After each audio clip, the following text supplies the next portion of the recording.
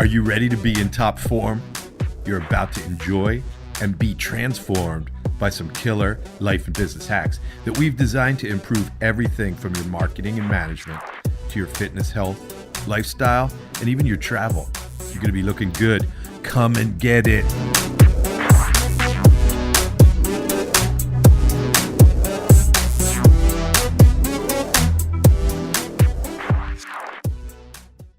Welcome everybody to In Top Form. This week we have a special guest and Sam's going to tell you a little bit about what's going on, but today's title is Yoga and Mindfulness, improving and boosting performance in your business and your personal life. And that I could say from, it may not look like it, but I could say from personal experience is all true. Absolutely. So welcome everybody. We have our special guest Shannon Audet here. She is the leader and head instructor of the yoga program at Dragon Gym, and she has a lot of different things going on. By the way, Shannon, nice to meet you. Oh yeah. We really still haven't done that. Yeah. So I've known Shannon for almost 20 years. And I for 2 seconds now. I've known her. Yeah. So it's close. It's close. 20 two, years. there's a 2 two in there. seconds. Yeah. Sure. So we had that ratio with something else before too. Yeah. That 20%, 2% thing. Yes, we have. Yeah. We've had it before. I guess we'll talk about that in a little bit. So, like I said, Shannon runs the yoga program at Dragon Gym. She also has a very popular and successful teacher training program. So maybe do you want to talk about how you got started with yoga? Because originally you came here for Thai boxing. I did. So, how you made that transition to yoga, then becoming an instructor, and now becoming the teacher of teachers. And we should also mention that she's a competitor too. That's She's right. got a competition. Oh my going on. gosh. We're gonna get into it You all. guys make it sound so amazing. So I started here. I ran into Lonnie and I was really not in like a good place, and I wanted to do Muay Thai because I needed something. So I got into the Muay Thai program here and I loved it. And I was in top shape. Lonnie even wanted to put me in a fight, but mentally that wasn't for me. And we should say Lonnie is your partner. Yeah. Yep. So, and I've known Lonnie and Sam for that period of time, so it was really nice that I had that person to guide me. So I came here, I loved it. Mentally, it wasn't for me. So he said, go try yoga. I was like, great, I'm going to have this relaxing experience. It was nothing that I expected. I was upside down and sweating in an 85-degree room. It's totally different than anything I imagined, and then I was hooked. I was like, this is what I needed to rinse out my emotional and physical self. So I started having an avid practice, which I've now had for 12 years. It's changed everything about my life, and I wanted to be a teacher because I wanted to give that to other people. So 6 years ago, I got my certification, and I knew there was a space and an opportunity to build a program here. So 6 years ago, we just went with it and saw what happened. And no one came for like 2 weeks. So it was kind of a learning experience, but I stuck with it. And I really, I had some great conversations with Sam about building my business. And now I'm able to train people to not only to be better all the time, but for teacher training. So this is my 7th teacher training. It's going on right now, and they're upstairs. We may see them. Yeah, we might see them. They might make a cameo. Yeah, they might. They're watching. So, they're watching. Are they all upstairs? Yeah, so we should tell them if they have any embarrassing questions for their, That's totally fine. They know master. I'm. Do they have to bow to you like I have to some? No, we say namaste. Namaste. Yeah. Mm-hmm. That's You different. could though. start that. Yeah, I could start it. They Could be a have to say special thing namaste to me before they start. But now, it's almost indescribable. I'm good with What's that. happening. And we were just talking about that this has been 6 years, and over the past 3 years, the growth of what's happened upstairs and in that room has just been remarkable. It's a little overwhelming and hard to take in, but it's awesome. It's such a cool, rewarding feeling to know that you're impacting all these other people through one type of practice that leads them out of the studio and into their own lives, which is cool. So there was a lot to unpack there, both from the business. Yeah, I'm a girl. I talk a lot. Sorry. No, how it changed your life. Well, no, you weren't talking a lot. It was just very dense. It was filled with interesting things to talk about. So, can I jump ready. in and ask a Yeah, question? please. Because one of our trolls was remarking when I was talking. Leslie will get a kick out of this.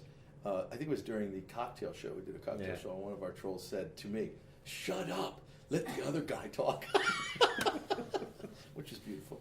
So one of the things I heard in there was that you didn't approach this with the idea of building a business around it. You approached it for you. I really didn't. I found that what I was given through yoga was so important, and it helped me become more self-aware of my own self, of my own life and my body, and I wanted to really gift that to other people because I love to teach. Anyway, I'm also a middle school art teacher for 10 years, so teaching is in my blood. I love to teach. So I wanted to go on that journey of sharing this in another way. So it really was for me to bring this to other people, but I got so much out of it at the same time. Now, do you, and then Sam, I would like to know your impression at the risk of, causing any tension. Are you afraid to take the money? So like you have this beautiful thing that you offer to people, and a lot of times people are afraid to take the money then. I think that's definitely been a growing experience. I can definitely thank Sam for the guidance there, and he's seen me go from the Sam, I want to do this, no, Sam, no, and then I finally figured out what I want to do price wise, and he's like, okay, great, oh yep. So I've really gotten into that business aspect of don't sell myself short, and it definitely is hard to take the money at some point because I know that it's something that I love and it's not necessarily the monetary value, but I mean, as a small business owner, you have to be mindful of that too. So yeah, it's the way. And also I heard in there that there was this period of time for 2 weeks where nothing happened. Nothing. And you Nobody didn't get scared came to and class. stop. I mean, that's what Sam and I see a lot of just kept coming times. back. I kept coming back. I would end up watching the Taekwondo classes, and it would be 7:15, and I was like, all right, and I'll be back again tomorrow, and I'll try it again. And then it eventually became, I still actually, one of my longest student is now one of my teachers. So I still have a retention from 6 years ago, which is awesome. So did you guys build a strategy of growing it once the first couple people started to come in? We didn't, did No, we? I mean, the thing with the yoga is, it's not the focus of my business. So I kind of threw it in her lap to grow it and increase the popularity of it. And, I was just more of a sounding board than anything. Like, should I do this? No. Should I do this? No. And then I think over I time... like how you made it a puzzle, too. There wasn't an explanation of why. It was just no. And that was so helpful because I was like, all right, another strategy, another way to approach it. Several masterminds at different kettlebell trainings to really get myself into that groove and research from other studios or what other people are doing and what I'm not going to do or what I am going to do. So it really has just... I think that was really the key. It took you a couple years to figure out who you are and who you serve because, as many different yoga studios there are, when you first started out, it was like, well, they're doing this and they're doing this, and I used to do this at that studio. And really figuring out who you are, what you stand for, and, what is your mission and purpose with the yoga program here. So do you want to talk about that a little bit? Is like and what who you serve and what they can expect and to how happen. it enhances their lives. I definitely, and I appreciate so many of the people who've given me this feedback about that I'm Exton Yoga. I take out the Exton Power Yoga, Exton Hot Yoga, we're Exton Yoga because that's what we offer. And when you come to the studio, you're going to get a variety of teachers who are very authentic and true to themselves. We don't teach a template. There's not a specific flow that they have to teach, but the teacher's offering this experience of community and bringing people together. I would rather go into a studio where the teacher has to shut us up because everyone's so talkative and wants to know about everybody else's day and hi, how are you? And oh, this is your spot. So it's building a community has really been the focus. And that's what's been driving the studio to be so successful is the people that come into it. And I know I have a part in that of making sure that I'm knowing their names when they walk in the door and creating this atmosphere of we're going to listen to music and we're going to do something together and we're going to be supportive of each other. I've been to other yoga studios where it's quiet and it's a sacred space. Just because it's quiet or not quiet doesn't mean it's not sacred, but we're building this powerful community of people and it makes the class so much more empowering. You know, I have people from 16 to over 60, and it doesn't matter. And we're building this relationship with people, and that really is the driving force for what's going on in my studio is the people and building those relationships with people. I have a question about that because this thing that holds this together is community, and that you've created this community-seeking community. Everybody's got their own way of teaching, and so people can go and take different kinds of classes or a different style, but the thing that bonds it is community. But we've made some bold claims when we said we were going to have you on, which I think are true. They're not an exaggeration. But can you tell us a little bit about what people could expect as they begin to build a regular practice? Like Sure. what went on with you, and what do you see going on with your students? How do their lives change? Well, I always see apprehension and hesitation the minute someone comes in for the very first time. So my job right then and there is to make that person feel comfortable and in a safe space. So they know they're coming into something that is very intimidating. Yoga is a very simple word and term, but it is so intimidating to people. So I try to eliminate that firsthand and have them come in and tell them, know your limitations, know what your body's capable of, and honor that, and don't look at people who are balancing on their hands or, I always joke around about sticking a leg around your head. That's not what we do. We practice safe, and I tell them, you're going to feel a certain way after this class, and it's going to feel so different than anything you've ever done, your muscles, your mental health. And I tell them, I said, and come back and continue. And what are your goals from this? But it's a growth process. Even after 12 years of practicing, I see it with my personal self. It's always changing. And I always tell my students, it's not going to be the same anytime you hear. And it will always be better. It will always grow, or you'll have a bad practice. And expect that too. So it's definitely, and that's why we call it a practice. They are gradually moving towards a personal goal, whether it's mental or physical. It's everyone's different when it comes to that, but. So, with all the transformation that people are experiencing in the studio, what have you heard or what do you see? Like, how are they applying that sort of like growth and change outside the studio to their personal lives, to their jobs, careers? I see a lot of students who start and watch them grow over time. The weight off their shoulders is visible. They come into the studio knowing they're like, I need to be here right now. I need this, because they may have had a tough day, and instead of taking it out on their day, they're bringing it into their practice and utilizing negative energy in a better way to turn it into a positive part of their life. A lot of them say I approach things differently. I look at what I'm doing on my daily life in a different way. I have a tendency to let things go and roll off my shoulders more often. So a lot of people have come to me telling me that their mental health has changed, or they're less reactive in their daily lives. I even see it when they come to class in their clothing, when they start to change like what they're wearing, and their confidence gradually builds. And I'm not sure if they really see that, but I see them like, oh, I got a new pair of pants, and they're sending this confidence out that they don't realize they've gained from attending classes, and that's super rewarding for me. So I can speak to that because one of your students in your teacher training works with me, and she has a very important job in our organization.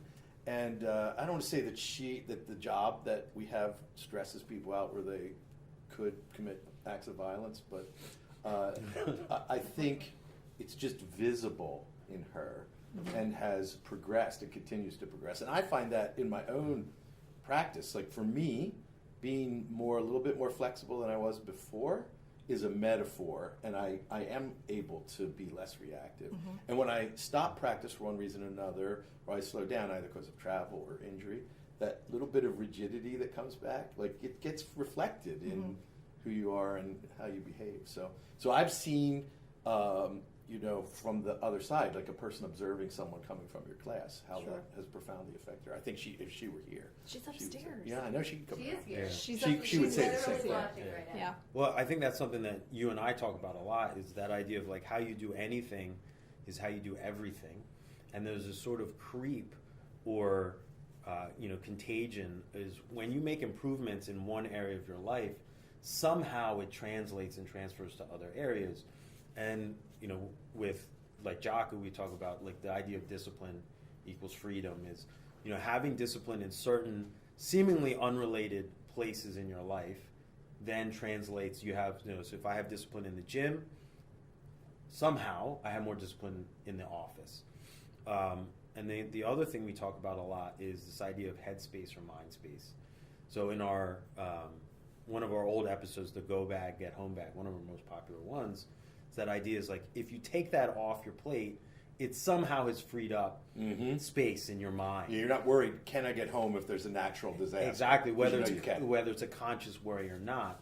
And then this idea of having some way, a place, time set aside where you can focus on yourself and de-stress and do that self-work, internal work will then translate, and you're seeing it in real time. Yes. How that's changing people's lives. Yeah, and something else I heard you say, I think you used this word, once or twice, is you became more self-aware. Right. And Sam and I coach a lot of different kinds of business owners, and self-awareness, knowing how you're reacting to certain kinds of clients, can let you sort for that and say, well, I'm aware that I'm not good with this kind of person or this kind of work. I'm really good with this, so I feel better when I'm doing it.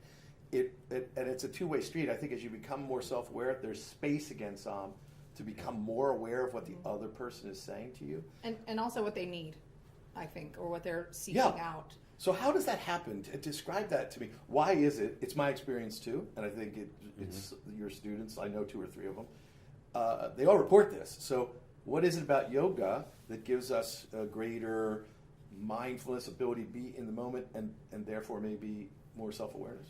So I think, it stems from the practice and when you're on your mat.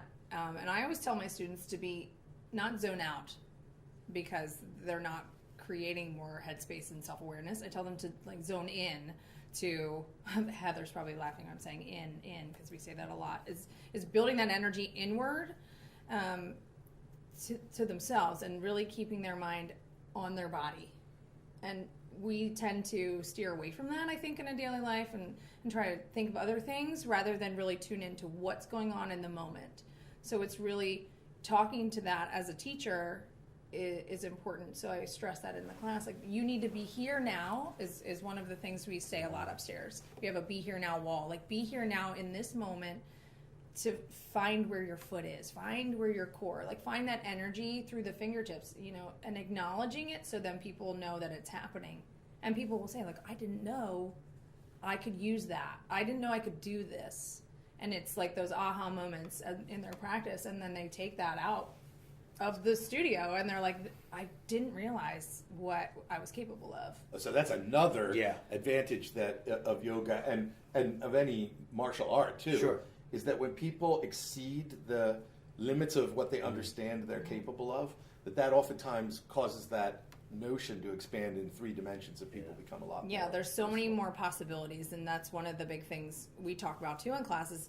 Find an opportunity, find another spot to look at, and create possibilities for yourself, create space in your body, and they take that further. So I even told my trainers, when teacher training is over, the possibilities are endless. You attained this, so you can go somewhere else, and creating more self-awareness and more opportunities. I don't want to alarm anybody, but Pat Flynn is in the house. With his hair. That is All the hair. Heather says she loves you. There's a lot of loving going on, which should be reflected do have a lot pushing of the love. love button. Oh, yeah. We do have See a it? lot of There it love. is. There it is. Yes. Yeah. I don't know if I should have shouted pushing the love button. That Lonnie may says fine. hi, not have been right. and then Heather just wrote in. In, yes. So that is something that we see in martial arts, we see in businesses, the minute somebody could do something they couldn't do before. So I love this. Let's just review some of these. You're saying that somebody makes the commitment, I'm going to try practice. It's the hardest thing is walking in the door. For the first time. For the first time. Every time, because you're going to have that moment, and even when everybody trains, do I go to the gym or and sometimes it's raining and what's my excuse not to go? But I always acknowledge that they did the hardest thing. They got here and they came into this room and they committed to themselves during this moment. And it helps. So then if they come here, they're going to be coming to a place where they're going to build community with one another. They get a heightened level of self-awareness. They become more mindful. I think those things are different in discrete ways. They start to realize that they're capable of things they weren't capable of before. They build flexibility literally, which translates metaphorically and physically. Sure.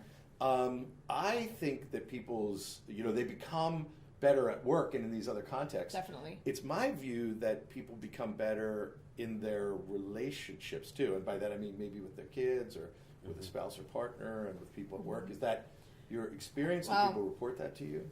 They definitely do. They're a little more, there's more trust and there's more patience that people build in their relationships, I think.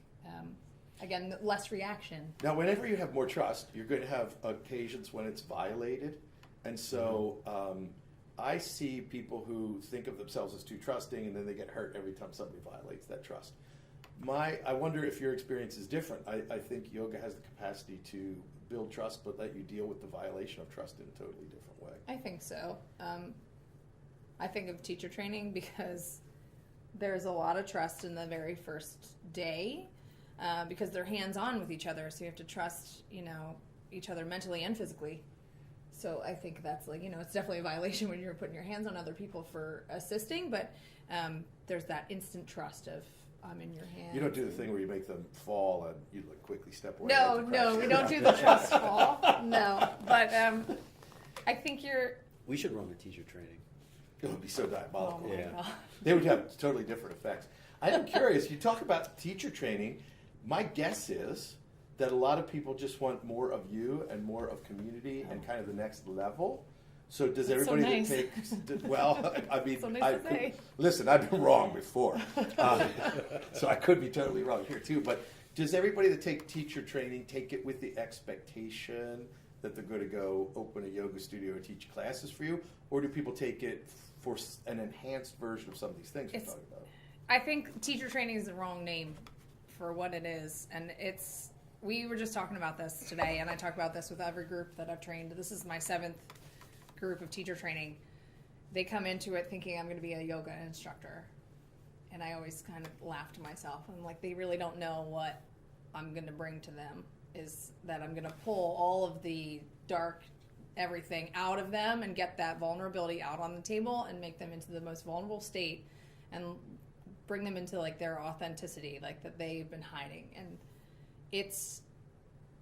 there's no words really to describe what they're going through during that process, but it's really cool to be the person who's trying to get that from them, and then they give so much more when they're able to be so in tune with who they are as people, and they're like, I am not in teacher training. I'm not just going to be a yoga instructor. I'm going to be a better person in my life. People have said that I'm going to be a better wife, mother, sister. I just feel more confidence.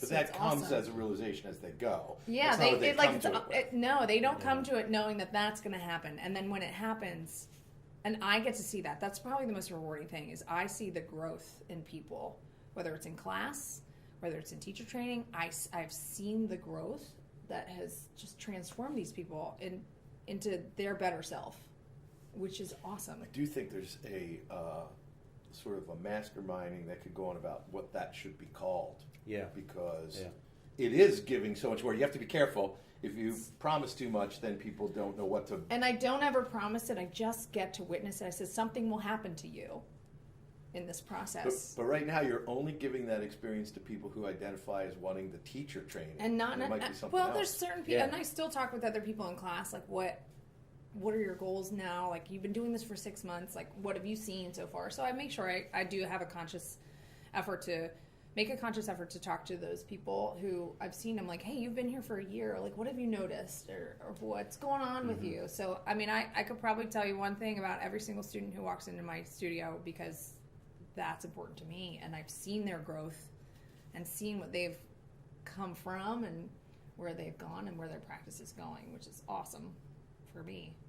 Do you have, and we didn't talk about this, so do you have any, we're going to give you a chance to give a final message before we wrap up. Do you have any kind of resources or anything that you would tell people to look at if they're thinking about yoga as a practice? Is there a place they should go? How do people go from, I'm passively thinking about it, to getting in the car and driving to the studio and commencing their practice?